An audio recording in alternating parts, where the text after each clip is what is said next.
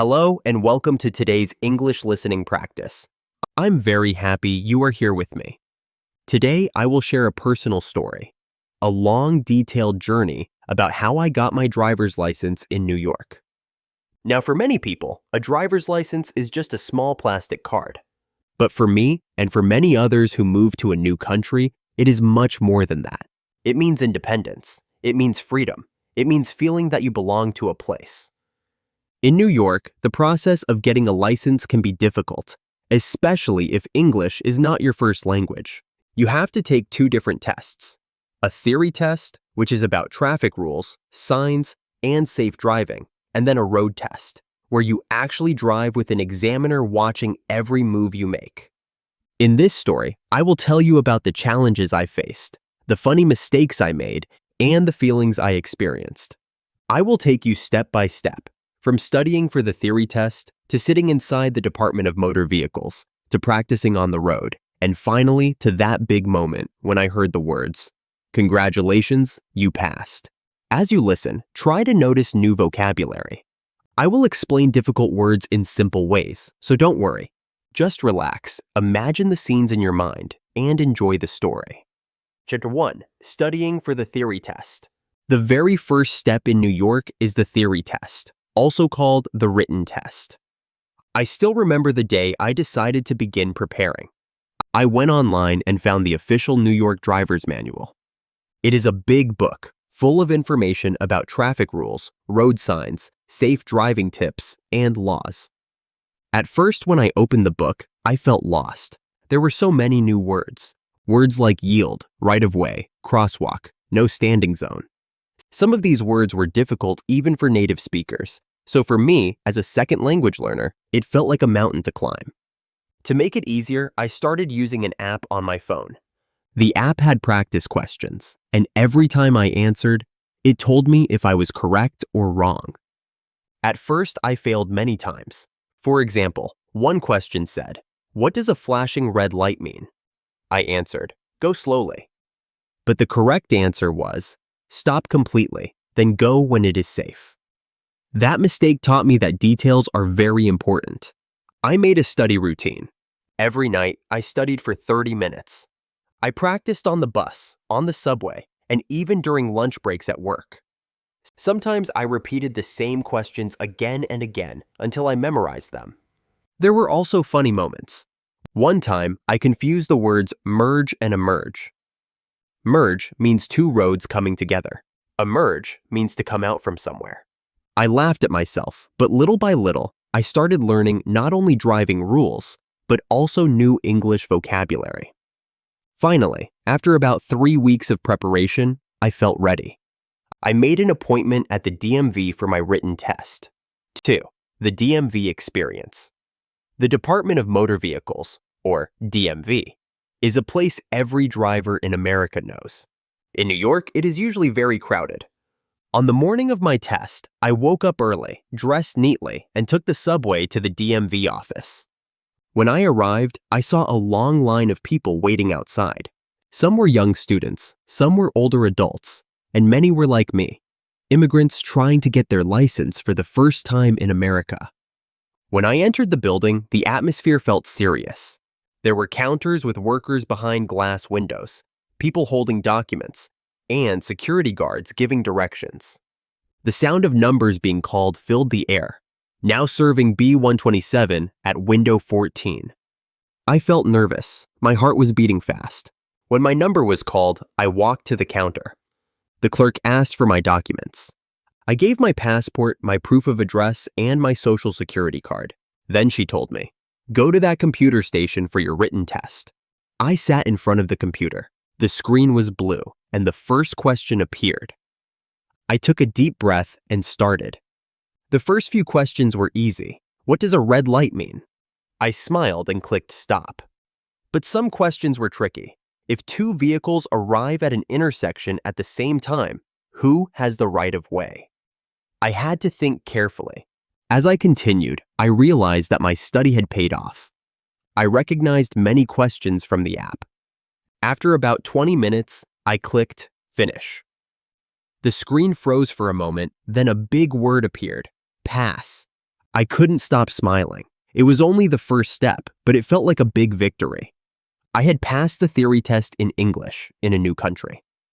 That day, I left the DMV with a paper permit in my hand and a heart full of hope.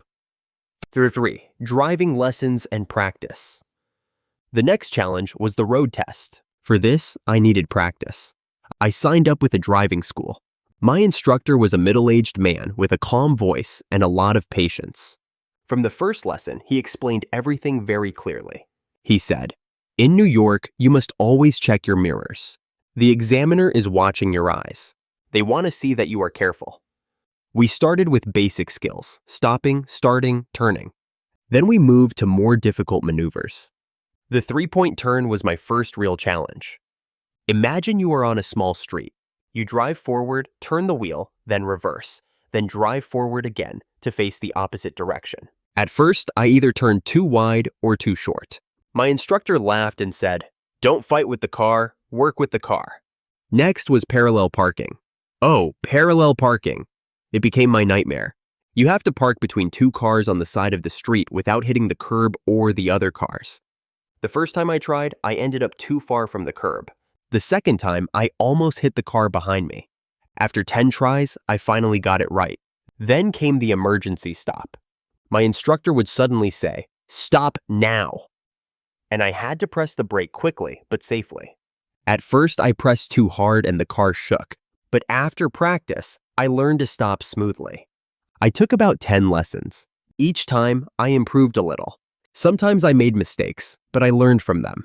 I began to feel more confident, although deep inside, I was still nervous about the real road test. Number 4. The road test day. The day of the road test finally arrived. I woke up very early, too nervous to eat breakfast. I took the bus to the test location, where many other students were waiting with their instructors. Some looked calm, others looked very stressed, just like me. The examiner arrived. He was a serious-looking man with glasses and a clipboard. He called my name. My instructor gave me a small smile and whispered, "You will do fine." I sat in the car with the examiner beside me. He didn't smile. He just said, "Start the engine. When you are ready, drive." My hands were shaking on the steering wheel. I checked the mirrors, turned on the signal, and started driving. I tried to remember everything. Check mirrors, signal, stop fully, look both ways. During the test, I had to do a three-point turn. I took a deep breath and did it slowly. Perfect. Then came parallel parking. This was the part I feared most. I remembered my instructor's advice. Don't fight with the car. I turned the wheel, reversed, and stopped. To my surprise, it was almost perfect. The examiner gave no reaction. He just marked something on his paper. At one stop sign, I stopped a little too long. The examiner said, "We don't need to wait for Christmas. You can go." That made me laugh and relax a bit. After about 15 minutes, we returned to the starting point. The examiner looked at me, then at his paper. He said, "Congratulations, you passed." I almost couldn't believe it. I smiled so big my cheeks hurt. It felt like a huge weight had lifted from my shoulders. 5. The celebration and reflections. After passing the road test, I immediately called my family. I said, "I did it, I passed." They cheered on the phone. For them, it was not just about driving. It was about my journey, my effort, and my success in a new country. That evening, I celebrated with friends. We laughed about the funny moments, like when I almost parked on top of the curb, or when the examiner made his Christmas joke. I realized that getting a license was not just about learning to drive. It was about discipline, patience, and persistence. As an English learner, the experience taught me even more. Every new word I learned, yield, merge, parallel parking, was not just vocabulary. It was survival. It was integration into a new culture. Even now, when I drive in New York, I sometimes think back to that nervous day at the DMV, and I smile. Reflection, connection. Now let's reflect together. Have you ever had to take an important test in another language? How did you feel? Did you feel nervous like me at the DMV? Think about the role of driving in your life. In some countries, driving is essential. In others, people use buses, trains, or bicycles. What about in your country? Is having a license necessary for daily life? For immigrants, a driver's license is more than just driving. It's also an official document. It helps with identification, jobs, and independence. Imagine moving to a new country where everything is unfamiliar. The language, the streets, even the signs.